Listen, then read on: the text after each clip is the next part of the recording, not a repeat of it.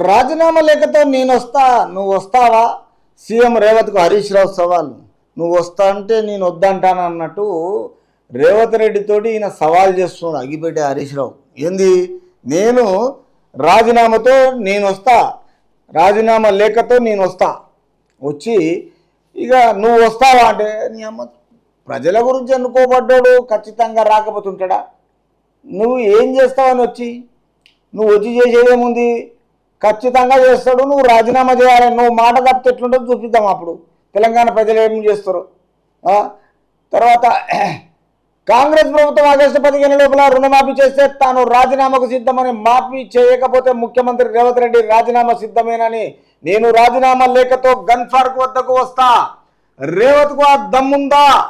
దమ్మున్నది కాబట్టే గెలిపించుకున్నారు. దమ్మున్నది కాబట్టే రాష్ట్ర సీఎంగా గెలుపొందుతున్నాడు, తర్వాత వెలుపొందుతున్నాడు, తర్వాత దూసుకుపోతున్నాడు. 5 మేనిఫెస్టోలు రిలీజ్ చేసిండు. ఆ రోజుకిన మీకు టైం పెట్టిండు. నీకు దమ్ముంటే ఆ రోజు నువ్వు వస్తావా చెప్పు. ఆయన కాదు, ఆయన ఎక్కడ పోడు. తెలంగాణ రాష్ట్రాన్ని వదులుకొని మీరెక్కడ దెంకపోతారో చూడండి. కాపాడుకున్న ఆస్తుల గురించి మైమరిపించి ఇప్పుడు ఆ ఆస్తులు కాపాడుకోవడానికి ఎలా జంప్ అవుతారో అది చూడండి మొదలు.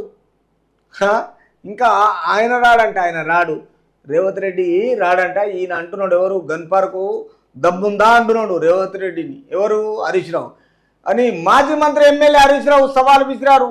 ఇద్దరం కలిసి రాజీనామా లేఖలను మేధావులకు అందజేద్దామని, కాంగ్రెస్ ఇచ్చిన గ్యారంటీలు రుణమాఫీ అమలు చేసే తన రాజీనామా లేఖను ఆ మేధావులు స్పీకర్కు ఇస్తారని, చేయని పక్షంలో రేవంత్ రెడ్డి రాజీనామా లేఖను గవర్నర్కు అందజేస్తారని చెప్పారు. రేవంత్ రెడ్డి ఖచ్చితంగా వస్తాడు. నువ్వు వస్తావా? నువ్వు రాజీనామా చేస్తావా? తర్వాత ఆ గ్యారంటీలు గిన మొత్తం రుణమాఫీ అమలు చేస్తాడు. తర్వాత మిగతా రాజీనామాను మొత్తం లేఖను మేధావులు స్పీకర్కి ఇస్తారంట. ఏ మేధావులు వస్తారు? ఎవరు స్పీకర్కి ఇవ్వాలి? మొదలు నువ్వైతే రా తీసుకొని. రేవంత్ రెడ్డి రాజీనామా లేఖను గవర్నర్కి అందజేస్తారని చెప్పారు. ఎవరు? హరీష్ రావు అంటున్నాడు. చూద్దాం. తర్వాత ఈ ఒప్పందానికి సిద్ధమేనా అని ప్రశ్నిస్తున్నాడు. సిద్ధమని మొన్ననే చెప్పే మళ్ళీ ఇంకా ఎన్నిసార్లు అడుగుతావు? అడిగిన మాట. మెదక్లో సోమవారం నిర్వహించిన రోడ్ షోలో హరీష్ మాట్లాడారు. కేసీఆర్ వల్లే కొత్త జిల్లాలు ఏర్పాటయ్యాయని రేవంత్ రెడ్డి. కేసీఆర్ చేసింది ఏముంది? 10 డిస్టిక్లను 33 చేసుకుంటూ ఆయన బేస్ సంఖ్య సరి సంఖ్య 6. ఆ 33 డిస్టిక్లకి వెళ్ళి రేపు ఐపీఎస్ క్యాడర్ ప్రకారము, తర్వాత ఐఏఎస్ ఇండియన్ అడ్మినిస్ట్రేషన్ తరఫు ఎవరు బయటోళ్ళు తెలంగాణలో ఎవరు లేరు కాబట్టి వాళ్ళందరిని పెట్టుకొని రిటైర్డ్ పర్సన్ పెట్టుకొని తెలంగాణలో అప్పుల పాలు చేసేసి ఇలా డబ్బులు సంపాదించుకున్న ఘనత కేసీఆర్ది. తర్వాత ఈరోజు ఆయన డిస్ట్రిక్టులు చేసి ఎవరికి చేసిండు? ఎన్ని మండలాలు ఉండాలి? ఎన్ని మండలాలకు ఒక డిస్ట్రిక్ట్ ఉండాలి? ఎన్ని విలేజ్లకు ఒక మండలం ఉండాలి? ఏ మండలంలో ఏ హాస్పిటల్ ఉండాలి? ఏ డిపోలు ఉండాలి? ఏ ప్రభుత్వ ఆసుపత్రి ఉండాలి? ప్రజల ఆసుపత్రి ఉండాలి? తర్వాత ఎక్కడ స్విమ్మింగ్ పూల్స్ ఉండాలి? ఎక్కడ హార్చ్లు ఉండాలి? ఎక్కడ పశువులు తాగడానికి హౌజులు ఉండాలి? వాటర్ ఉండాలి? ఏమన్నా ఆలోచన చేసిండా? పోనీ ఏ ఊరన్నా తిరిగిండా? లాస్ట్కి వచ్చేస్తే ఎప్పుడన్నా ఎలక్షన్ ముంగల బహిరంగ సభలు పెట్టి నన్ను గెలిపి అంటే నువ్వు పైనుంచి దిగి వచ్చినావు తెలంగాణ ప్రజలు. అందుకే వ్యతిరేకత నేను తొక్కి పారేసారు. ఈరోజు మేద్దగా నేను అది చేస్తా ఇది చేస్తా అని మళ్ళా కేసీఆర్ ఎక్కడెక్కడో గనుపానుకులు ఆడికి ఈడికి భువనగిరిలు తిరిగేసి మొత్తం కాంగ్రెస్ల మీద నింద జల్లి మళ్ళీ నేను అధికారంలో వస్తా అనుకుంటున్నాను. నీకు అయిపోయింది, నీ చాప్టరే క్లోజ్. నీకు రాసింది అయిపోయింది. నీకు రైస్ మిల్లులో బియ్యం అయిపోయినాయి. లాస్ట్కి వచ్చేస్తే నీ పరిస్థితి ఎవ్వరిగినా రావద్దు. నీది అయిపోయింది. లాస్ట్ ఏదో 10 సంవత్సరాలు దేవుడు మంచిగా ఇచ్చిన బాగా సంపాదించుకున్నారు. పోండి, క్లియర్గా చెప్తున్నాను. మెదక్లో సోమవారం నిర్వహించిన రోడ్ షోలో హరీష్ మాట్లాడారు. కేసీఆర్ వల్లే కొత్త జిల్లాలు అయినాయి, కేసీఆర్ వల్లనే డెవలప్మెంట్ అయిందని. ఎన్ని కుట్ర చేసినా సర్కారు వాటిని రద్దు చేసే కుట్ర పన్నుతున్నారు. ముఖ్యమంత్రి హోదాలో ఉన్న వ్యక్తి పేగులు మెడలో వేసుకుంటానని మాట్లాడము తగునా? ఇదే చూడు, ఇదే అంటారు గెలికి కయ్యామంటే దీన్ని అంటారు. నీ మామనే రా నాయన మొత్తం చేసింది. అసభ్య పదజాలాలు స్టార్ట్ చేసేదే నీ మామ. అన్పార్లమెంటల్ లాంగ్వేజ్ తోటి ఏ మీడియా సోదరులతోటి ఎవడన్నా బ్రహ్మాండంగా మంచిగా ప్రశాంతంగా మాట్లాడా? ఎవరినైనా రానిచ్చాడా? ఒక ప్రైమ్ మినిస్టర్ వస్తే ఒక ప్రోటోకాల్ మెయింటైన్ చేశాడా? ఒక ప్రాపర్ ఛానల్ మెయింటైన్ చేశాడా? పొద్దున్న లేసే ఫామ్ హౌస్లో వండుకొని తాగుకుండా జనాలను పట్టించుకోకుండా ఎవరిని పరామర్శించకుండా ఇవాళ మొత్తము మేడిగడ్డ అంటివి, తోకమట్ట అంటివి, బొందలగడ్డ అంటివి, ఏం బీక్తావు అంటివి, ఏం ఆలోచన చేస్తావు అంటివి.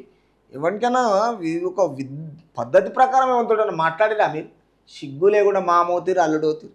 ఆ మాటలు చూడు ఎట్లా మాట్లాడుతున్నారు. సీఎం ఉండి ఈ మాట మాట్లాడదని మీరు నేర్పిన విధుల్లో వస్తున్నాడు కదా, ఆగుండి కొన్ని తెలిసిపోతాయి. ముఖ్యమంత్రి హోదాలో ఉన్న వ్యక్తి పేగులు మెడలో వేసుకుంటానని మాట్లాడడం తగునా అంటాడు. మరి ఈయన అనలేదా ఏం బీక్తామని? అర్థమైందా?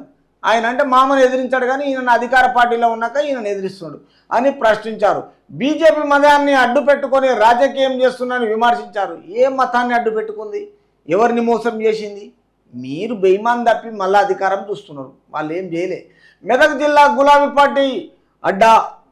మెదక్ జిల్లా గులాబీ పార్టీ అడ్డానంట. ఎందుకు ఒకసారి రెండుసార్లు గెలవంగానే అది అడ్డా అయిపోతుందా? పద్మదేవేందర్ రెడ్డి ఆయన బిడ్డ అన్నాడు. ఆయన మొత్తం ఆమె ఓడిపోయింది. ఇప్పుడు ఇంకెక్కడికి వెళ్ళి అడ్డా అవుతుంది నీ అడ్డా? లోక్సభ ఎన్నికల్లో బీఆర్ఎస్ జెండా మరోసారి ఎగరడం ఖాయమని స్పష్టం చేశారు. అయ్యో, ఈయన వెంకట్రామరెడ్డి గెలిచి ఇక ఆయన మొత్తం కేంద్రంలో పోయి ఆయన మొత్తం తీసుకొస్తాడు తెలంగాణ రాష్ట్రాన్ని. ఈయన చూస్తాడు ఇంకోసారి గెలిపిస్తారంట. ఎట్లా గెలిపిస్తారు? ప్రజలు గెలిపించాలి. మీరు గెలిపించేది ఏముంది? రాజకీయం మొత్తం మతాన్ని అడ్డు పెట్టుకుందంట బీజేపీ. వీళ్ళేమో పెద్ద సత్యారచంద్రుని తమ్ముళ్ళు. మెదక్ జిల్లా గులాబీ పార్టీ కూడా మెదక్ అడ్డానంట. అది లోక్సభ ఎన్నికల్లో బీఆర్ఎస్ జెండా మరోసారి ఎగురవేయడం ఖాయమని స్పష్టం చేశారు. అబద్ధాలతో గద్దెనెక్కిన కాంగ్రెస్కు ఈ ఎన్నికల్లో తగిన గుణపాఠం చెప్తారని పిలుపునిచ్చారు. గతంలో ఎక్కడ కలెక్టర్గా పనిచేసిన అనుభవజ్ఞుడు వెంకట్రామరెడ్డిని భారీ మెజారిటీతో గెలిపించాలని పిలుపునిచ్చారు. కాగా ఆగస్టు 15న ఫామ్ హౌస్కు వెళ్లడానికి మూటా ముల్లే సర్దుకొని పెట్టుకోవాలని హరీష్ రావును ఉద్దేశించి పరిగి కాంగ్రెస్ ఎమ్మెల్యే రామ్మోహన్ రెడ్డి సూచించారు. బీఆర్ఎస్ నుంచి హరీష్ రావును బయటికి పంపే పనిలో కేసీఆర్, కేటీఆర్ ఉన్నారని ఆరోపించారు. గాంధీ భవన్లో గురువారం ఆయన మీడియాతో మాట్లాడుతూ సీఎంతో సవాల్ చేయడానికి హరీష్కు ఉన్న అర్హత ఏంటని ప్రశ్నించారు. దమ్ముంటే మెదక్ పార్లమెంటు స్థానాన్ని గెలిపించుకోవాలని సవాల్ విసిరారు. హరీష్ రావు ఏమంటాడంటే అబద్ధాలతోనంట గద్దెకెక్కిందంట. మరి వీళ్ళు అబద్ధాలు చేసినప్పుడు 10 సంవత్సరాలు చేస్తుంది, ఏది నిలబెట్టుకున్నారు వాగ్దానాలు చెప్పు. తర్వాత ఈ ఎన్నికలో అన్ని గుణపాఠం చెప్పాలంట. ఇదిగా ఇక్కడ పెద్ద గొప్పగా కలెక్టర్గా చేసిండంట వెంకట్రామరెడ్డి. కోట్లు సంపాదించి ఎలా విల్లాలు కడుతున్నాడు మెదక్ నుంచి అంటే ఆయన గెలిపించుకోవాలంట. గతంలో ఇక్కడ కలెక్టర్గా పనిచేసిన అనుభవజ్ఞుడు వెంకట్రామరెడ్డి. కలెక్టర్ చేస్తే కలెక్టర్ అంటే కంటిన్యూగా చేసేది ఉంటుంది. నేను రాజకీయంలో ఎవడు రామన్నాడు? వీళ్ళకి అవినీతి వంచిచ్చేసి భూముల వల్ల మొత్తం ఆస్తిని కొల్లగొట్టి వీళ్ళకి ఫేవర్ చేసినావు కాబట్టి నీకు రాజకీయంలో తీసుకుంటుంటారు, లేకపోతే ఏం తీసుకుంటారు? భారీ మెజారిటీతో గెలిపించాలని పిలుపునిచ్చారు. ఆగస్టు 15న ఫామ్ హౌస్కు వెళ్ళడానికి మూట ముల్లే సర్దుకొని పోవాలి అని హరీష్ రావు ఉద్దేశించి పరిగి కాంగ్రెస్ ఎమ్మెల్యే రామ్మోహన్ రెడ్డి సూచించారు. కరెక్టే, మరి వెళ్ళిపోవాల్సిందే, ఫామ్ హౌస్కి వెళ్ళిపోవాల్సిందే. బీఆర్ఎస్ నుంచి హరీష్ రావును బయటికి పంపే పనిలో కేసీఆర్, కేటీఆర్ ఉన్నారు. కరెక్టే కదా. బీఆర్ఎస్ పరిధిలో ఈ పనిలో కేసీఆర్, కేటీఆర్ ఏంటంటే బయటికి పంపే పనిలో ఉన్నారు హరీష్ రావును. గాంధీ భవన్లో గురువారం ఆయన మీడియాతో మాట్లాడుతూ సీఎంతో సవాల్ చేయడానికి హరీష్కు ఉన్న అర్హత ఏంటని ప్రశ్నించారు. ఆయన హరీష్కు ఏం అర్హత ఉంది మీడియాతో సీఎంతో సవాల్ చేయడానికి? హరీష్కు ఉన్న అర్హత ఏందని ప్రశ్నించారు. దమ్ముంటే నాకు మెదక్ పార్లమెంటు స్థానాన్ని గెలిపించుకోవాలని సవాల్ విసిరారు. అందుకే భారతీయ జనతా పార్టీ వాళ్ళు చేసేది వాళ్ళు చేస్తారు.